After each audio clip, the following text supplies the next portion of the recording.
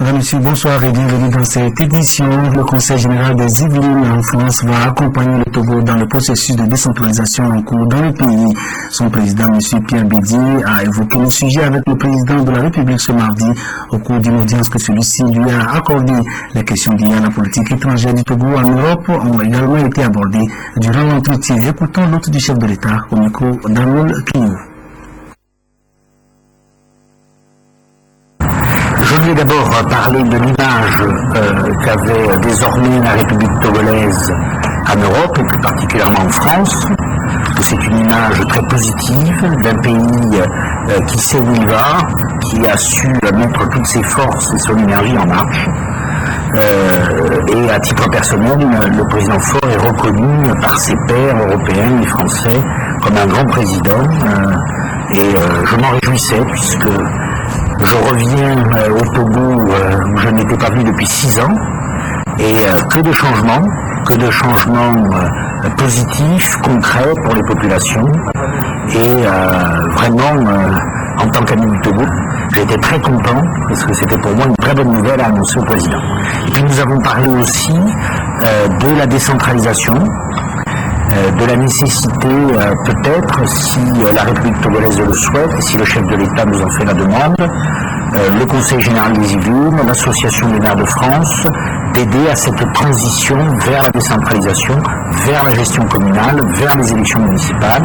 Nous ne mêlons pas naturellement d'élections, ça n'est pas notre rôle, mais nous pouvons faire un accompagnement technique pour former à la gestion, pour dire ce que sont de notre point de vue les meilleurs dispositifs à mettre en œuvre pour réussir cette étape de la décentralisation qui est appelée de ses souhaits, je crois, par le peuple togolais et par tous les partenaires du Togo.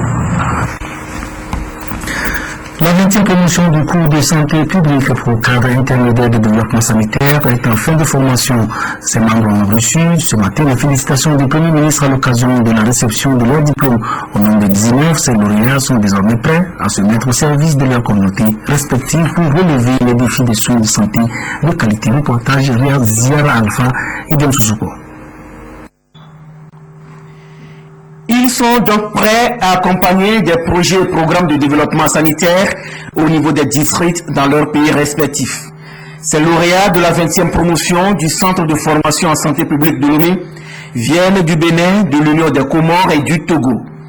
Il leur a fallu 11 mois de cours théoriques et pratiques pour se familiariser avec les concepts, méthodes et techniques de santé publique.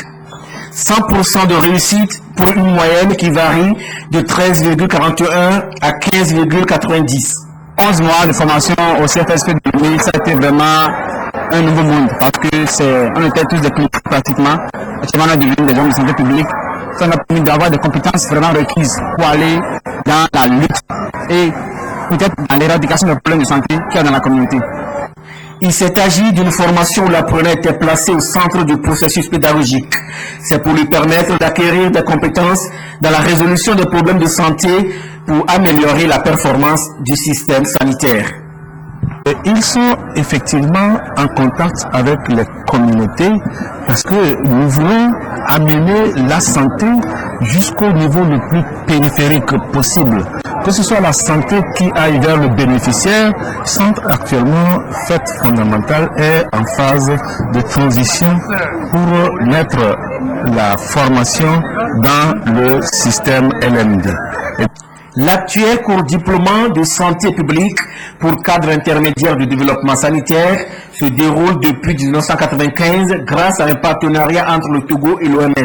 Ceux qui sortent de ce centre sont appelés à être en contact avec les populations et le Premier ministre, Célia Godia Omezunu, a exhorté la 20e promotion à être un personnel exceptionnel sur le terrain.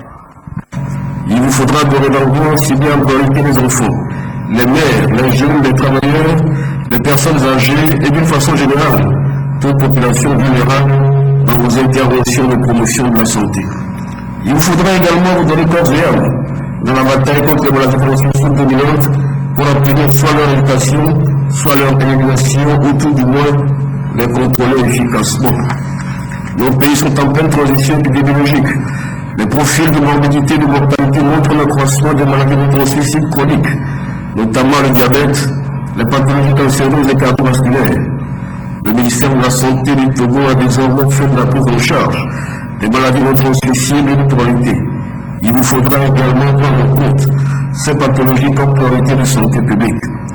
Il faudra aussi gérer les mêmes ressources sanitaires qui seront mises à votre disposition pour obtenir tous ces résultats. Mais vous arrivez surtout au terme de votre formation dans un contexte particulièrement difficile, marqué par la crise de la maladie à virus Ebola qui secoue notre sous-région ouest-africaine. Il s'agit d'un véritable défi qui met à mal un système de santé déjà très fragile, marqué par un impact négatif sur le plan économique, sécuritaire et social de nos pays. Dans ce contexte, les acteurs que vous serez sur le terrain auront à jouer un rôle capital dans les efforts d'endiguement de l'épidémie de la maladie à virus Ebola en Afrique de l'Ouest et partout ailleurs en Afrique. Je vous exhorte donc à agir désormais en dignes femmes et hommes de santé publique et à devenir de vrais artisans du développement sanitaire dans vos pays respectifs. Premier centre de l'Organisation mondiale de la santé en Afrique en matière de formation des personnels de santé, le Centre de formation en santé publique de Lomé a depuis 1964 formé entre autres des techniciens de laboratoire, des techniciens de maintenance du matériel électromédical. Et en matière de santé de la reproduction, il semble que le Togo figure dans le peloton de tête des pays de la sous-région et a accompli des progrès notamment ces dernières années. C'est ce qui ressort en tout cas du rapport sur l'état de la pratique des sages-femmes dans le monde en 2014. Ce rapport met en lumière les grandes réalisations accomplies entre 2011 et 2014 en ce qui concerne notamment la disponibilité du personnel ayant les compétences requises dans la pratique des sages-femmes, la couverture et la qualité des services disponibles, les progrès enregistrés dans la réduction de la mortalité de la morbidité maternelle et néonatale. L'association des sages-femmes du Togo, qui a organisé une série de restitution du rapport ce mardi à Lomé, a reçu le soutien du Premier ministre Emmanuel Adjaklo Charlotte-Oussine. Le taux de décès maternel et néonatal, selon les responsables de la santé, reste de plus en plus inquiétant malgré les efforts pour renverser la tendance. Au Togo, les besoins non satisfaits en planification familiale sont de 33,6%. Le taux de mortalité infantile est de 49 pour 1000 naissances vivantes et le taux de mortalité néonatale est de 27 pour 1000 naissances vivantes. Ces statistiques interpellent et appellent tous les acteurs impliqués à un urgent investissement dans la pratique de sages-femmes de haute qualité. La recommandation fondamentale de ce rapport, c'est de former les professionnels de la pratique de sage-femme et de leur donner les moyens d'exercer leur art et de veiller à ce que les besoins en prestataires de soins soient respectés par niveau de soins. À ce jour, dans nos pays, il est important de relever qu'en périphérie, on manque de personnel qualifié. Avec l'appui de ses partenaires, l'État togolais s'emploie à réduire considérablement ses taux et à corriger ses manquements.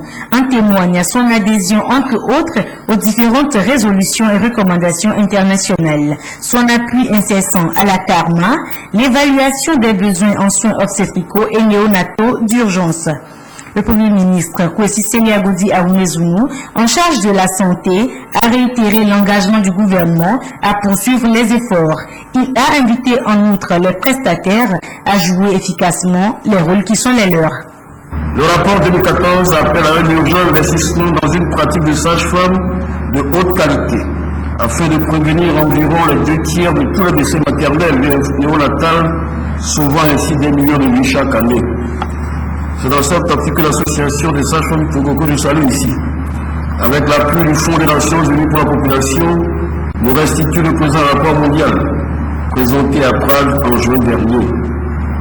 Cette restitution vise à permettre un dialogue politique plus poussé, afin de renforcer les services de soins de sages-femmes et la santé maternelle et néonatale de notre pays, et identifier des actions à haut impact pour accélérer les progrès vers l'atteinte des objectifs 4 et 5 du millénaire pour le développement.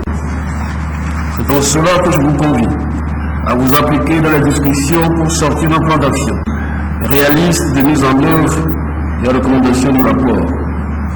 On ne peut pas comprendre qu'en voulant donner la vie, on la perd. On ne peut pas comprendre que les femmes dans nos communautés de base aient peur d'aller vers la sage-femme. Il y a quelque chose à corriger.